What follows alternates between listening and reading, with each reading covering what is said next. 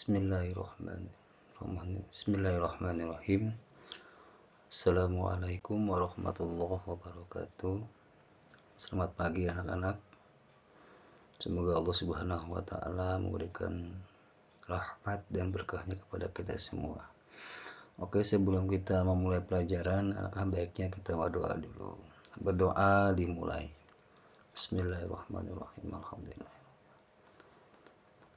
Ya kana na'budu wa iyyaka nasta'in ihdinas siratal mustaqim siratal ladzina an'amta 'alaihim.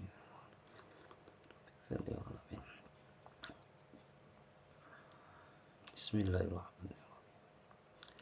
Berdoa selesai. Baik anak-anakku sekalian, kita mulai kepada pembahasan yang kedua, yaitu kalau kemarin kita bahas masalah mujahadah an-nafs, sekarang kita membahas masalah sifat husnuzon. Husnuzon atau dalam bahasa Indonesia yang berarti baik sangka. Lawan dari husnuzon yaitu su'uzon atau buruk sangka.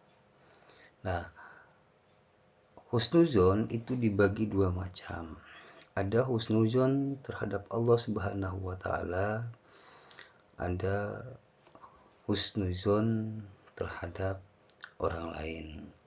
Nah, kita akan bahas dulu tentang husnuzon terhadap Allah Subhanahu wa taala. Apa itu husnuzon terhadap Allah Subhanahu wa taala? Yaitu berbaik sangka atau menerima semua ketentuan yang telah ditetapkan oleh Allah Subhanahu wa taala.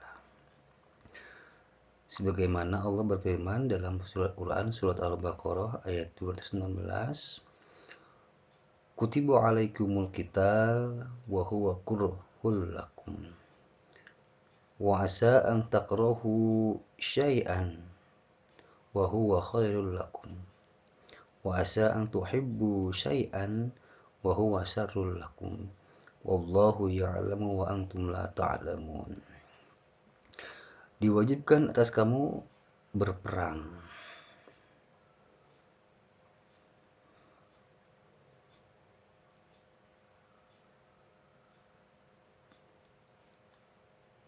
Padahal berperang itu adalah sesuatu yang kamu benci. Nah, kenapa kalimat pertama ini adalah kewajiban kita itu berperang? Berperang dalam artian apa? Menerima semua ketentuan Allah yang mungkin tidak sesuai dengan apa yang kita harapkan. Kita mungkin pernah berharap kepada Allah bahwa segala apa yang kita inginkan Allah Subhanahu wa taala mengabulkannya. Tapi kenyataannya bahwa itu di luar dugaan kita. Bahwa yang kita harapkan itu tidak sesuai dengan apa yang kita inginkan. Malah sebaliknya. Kita mengharapkan mungkin jadian atau pacaran dengan seorang perempuan atau laki-laki, tetapi malah sebaliknya laki-laki itu tidak mencintai atau perempuan itu tidak mencintai kita.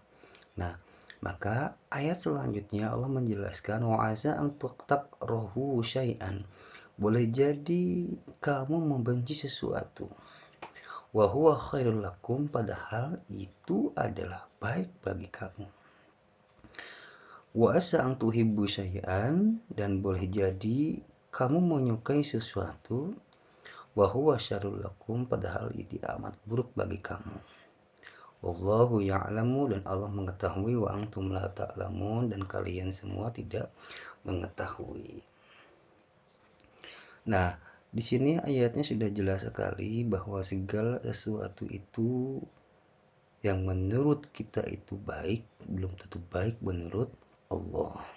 Boleh jadi apa yang kita inginkan itu menurut Allah, menurut kita baik, tetapi menurut Allah itu buruk. Dan boleh jadi apa yang menurut kita itu buruk, padahal itu baik menurut Allah. Contoh hal yang sangat kecil adalah ketika kalian itu dari rumah berangkat ke sekolah, kemudian di jalan ban kalau pakai motor mungkin banyak kempes dan sebagainya.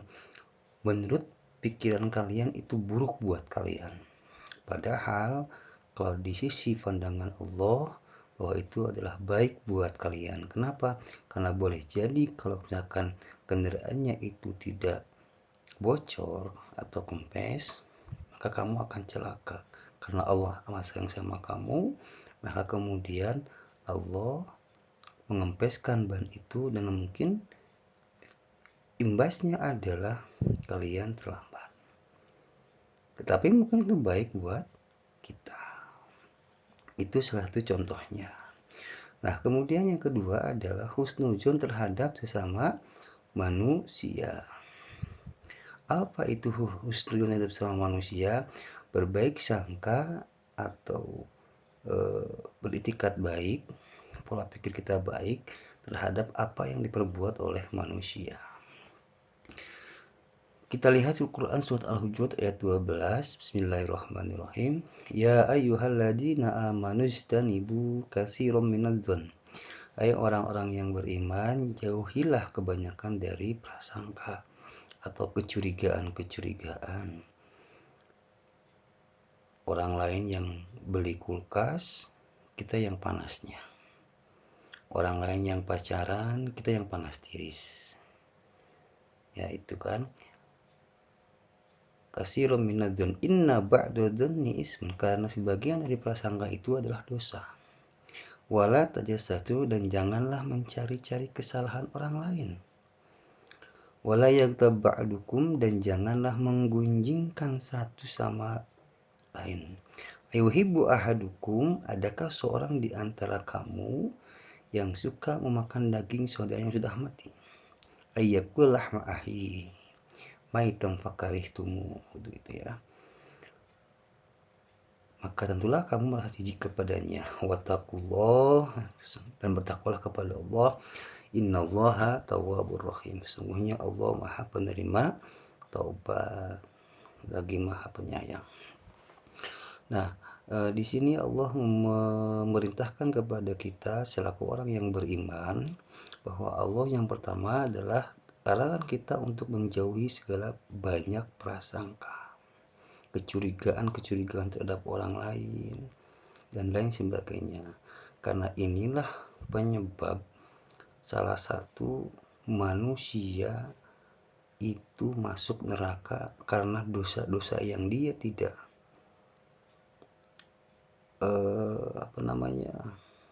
tidak dirasa oleh dia. Padahal menurut dia itu dosanya kecil, tapi lama-lama ini menjadi besar kalau dibiarkan. Maka ada pepatah mengatakan hidup itu harus seperti pandangan kuda. Kenapa pandangan kuda? Lihat kuda kalau dia berjalan, dia selalu lurus ke depan, fokus ke depan. Dia tidak pernah menengok ke kanan ataupun ke kiri. Yang dia lakukan adalah fokus ke depan. Dia tidak peduli omongan sana, omongan sini. Biarkan. Yang penting kita lurus ke depan. Nggak peduli orang berbuat apa dan sebagainya, kita lurus ke depan. Orang mau ngomong apa, kita lurus ke depan.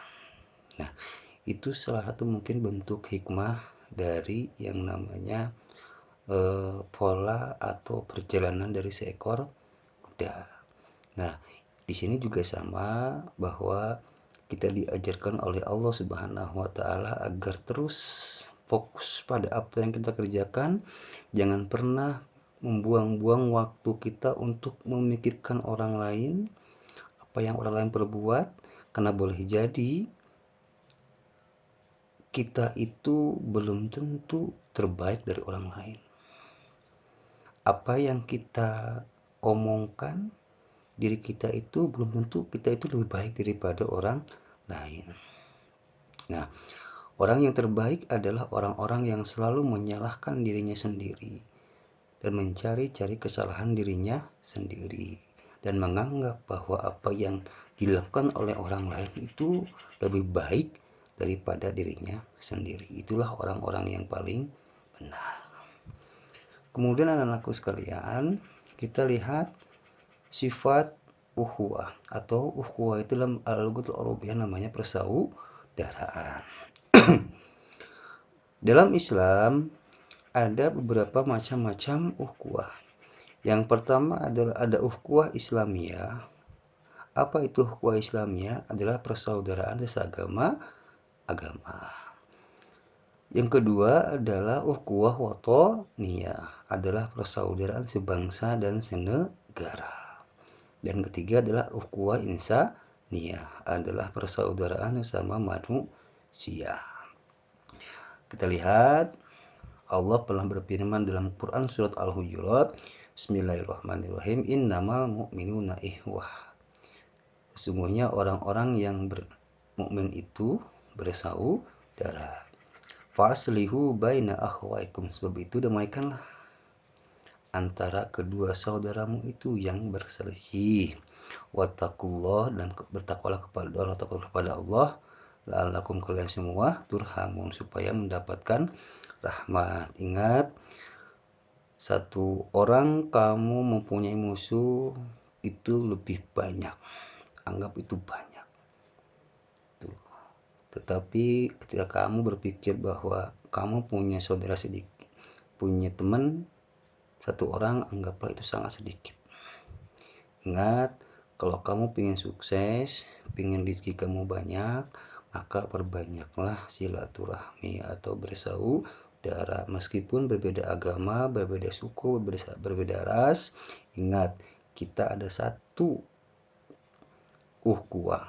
Pertama, kalau sama agama namanya ukhuwah Islamiyah. Yang kedua ada ukhuwah watoniyah, sesama sebangsa dan senegara, dan ada ukhuwah insaniyah. Kita itu sama-sama diciptakan oleh Allah, asal mulanya dari Nabi Adam dan Siti Hawa. Oleh karena itu, baik orang Barat, orang Jerman, orang bule, orang hitam, semuanya adalah saudara kita semua. Kita harus saling berbagi, kita harus saling memberikan kasih sayang meskipun sangat berbeda. Nah, terakhir adalah karena waktu, tugas buat kalian di rumah adalah catat apa yang Bapak terangkan di atas, ya. Catat saja, kemudian nanti difotokan hasilnya dan kirim ke Google Formulir. Dan jangan lupa absen. Sekian dari Bapak, mohon maaf ada kekurangan. Wallahul muwaffiq ila aqwamit thoriq. Assalamualaikum warahmatullahi wabarakatuh.